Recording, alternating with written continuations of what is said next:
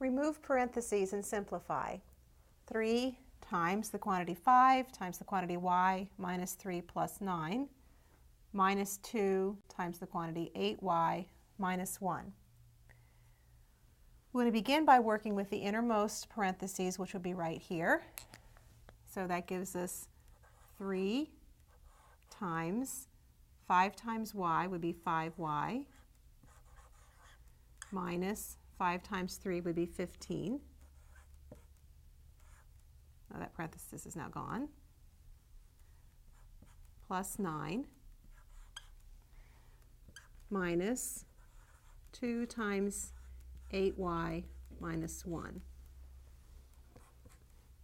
Now we can still simplify inside this grouping symbol here. We can subtract negative or add negative 15 and 9.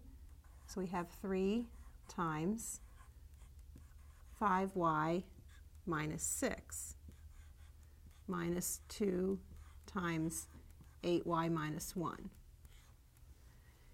Now essentially we have 3 times this group minus 2 times this group. So we can use the distributive law here. 3 times 5y is 15y minus 3 times 6 is 18.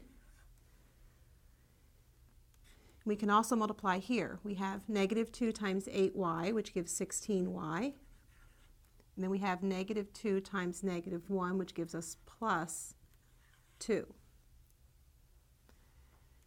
Now we no longer have any parentheses, so we can combine like terms. We have 15y minus 16y minus 18 plus 2. I have just regrouped the y terms together and the constant terms together. And I have 15y minus 16y is the opposite of y, or negative 1 times y. It gives us a negative 16, so I have minus 16. So the simplified form is the opposite of y, minus 16.